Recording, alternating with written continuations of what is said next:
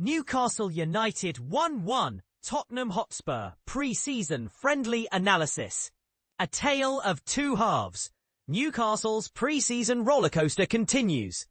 In a thrilling 1-1 draw against Tottenham Hotspur, Newcastle United offered a glimmer of hope amidst their pre-season struggles. But let's be real, the bigger picture is still a cause for concern. After 3 consecutive friendly defeats, including a heavy loss to Celtic, Newcastle managed to halt the rot against Spurs.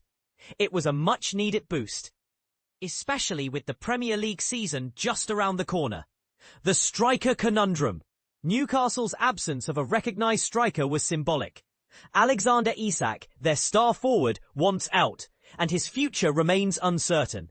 Leading targets like Hugo Ekitike and João Pedro have slipped through their fingers, leaving Newcastle with a gaping hole up front. Anthony Gordon's resurgence. In a season filled with challenges, Anthony Gordon's story is one of resilience. Last year, he found himself in a similar situation to Isak, with transfer rumours swirling. But this time around, Gordon has bounced back with a renewed sense of purpose. His performance against Spurs showcased his improved attitude and work rate. While not a natural striker, Gordon's pressing and running caused problems for the opposition. He's back to his best, and that's great news for Newcastle. A feisty affair. The game itself was far from a friendly jog. Newcastle's players showed real grit and determination, especially in the first half.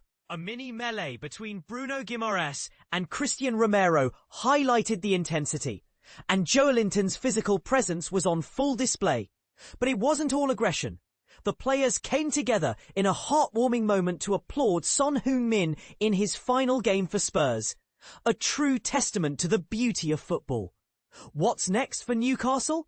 With less than 2 weeks until the Premier League kicks off, Newcastle has a mountain to climb. They need to address their striker situation and find a way to boost confidence. But with a revitalised Anthony Gordon leading the charge, there's reason to believe. Next up, Newcastle faces Espanyol in a pre-season friendly. Will they continue their positive momentum? Only time will tell. Eddie Howe's take. It was a competitive game, and we showed character to come back from an early deficit. We dominated the first half and held our own in the second. Overall, a good workout, and thankfully, no injuries. As for Isak's return, Howe remains hopeful but cautious. I'd like to see him back, but it's out of my hands. We're dealing with the time difference, so others are managing that situation back home. Your thoughts? Do you think Newcastle can turn things around? Is Anthony Gordon the key to their success? Share your thoughts in the comments below. Tottenham 1-1 Newcastle. Heung-Min Son's emotional farewell, James Maddison's injury scare. In a bittersweet finale, Tottenham Hotspur drew 1-1 with Newcastle United in Seoul, marking Heung-Min Son's last appearance for the club. This friendly match was not just about the scoreline. It was a poignant send-off for the beloved Korean star, whose time at Tottenham was coming to an end after a decade with the team. But here's where it gets controversial. The match also saw a concerning injury to James Maddison, adding a layer of drama to the proceedings. Brennan Johnson and Harvey Barnes scored the goals, but the real highlight of the evening was undoubtedly Son's emotional farewell. The 33-year-old winger, who had finally ended his trophy drought by leading Tottenham to Europa League glory in May, was at the heart of the action. His trademark celebrations and ceremonial kick-off were fitting tributes to his illustrious career at the club. The match started with a bang when Johnson, drawing inspiration from Son's signature goal celebration, scored shortly after the whistle. Spurs had a chance to extend their lead, but Newcastle goalkeeper Nick Pope thwarted Mathys Tell's attempt. The visitors, led by Joelinton and Harvey Barnes, mounted a strong comeback, with Barnes netting a well-placed shot past Tottenham's Antonin Kinski. However, the real emotional high point came when Son was substituted for Mohamed Kudus. Both sets of players paused to honour him, and the crowd, including family members, showered him with applause. Tears welled up in Son's eyes as he bid farewell to the fans and teammates who had supported him throughout his tenure.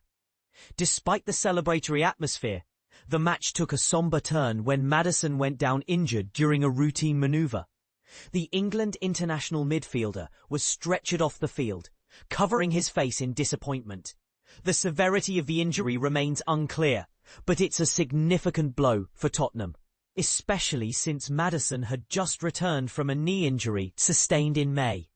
Tottenham manager Thomas Frank summed up the day's events succinctly. Sometimes in life and football, things can be both beautiful and brutal. That is what we got today. It looks like with Madders a bad injury, and then on the other side, unbelievable scenes for Son from his teammates and the respect from the Newcastle players. Frank's concern now shifts from celebrating Son's achievements to addressing Maddison's injury, which could impact the team's plans moving forward. Son expressed his gratitude to Frank and the club, acknowledging the emotional weight of the moment. He praised Frank for understanding his decision to seek a new challenge and wished the team all the best for the upcoming season. Spurs will always be in my heart and the boys will always be in my history books, Son said, reflecting on his decade-long journey with the club.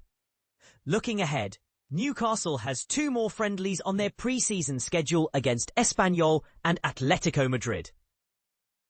Meanwhile, Tottenham will conclude their pre-season campaign with a trip to Germany to face Bayern Munich in the Telecom Cup. As the dust settles in this eventful match, one thing is certain: Son's legacy at Tottenham is secure. But the injury to Maddison introduces a new variable that could reshape the club's future strategy. What do you think? Should Tottenham prioritise signing a replacement for Maddison immediately, or focus on integrating Son's successor into their existing lineup? Share your thoughts in the comments.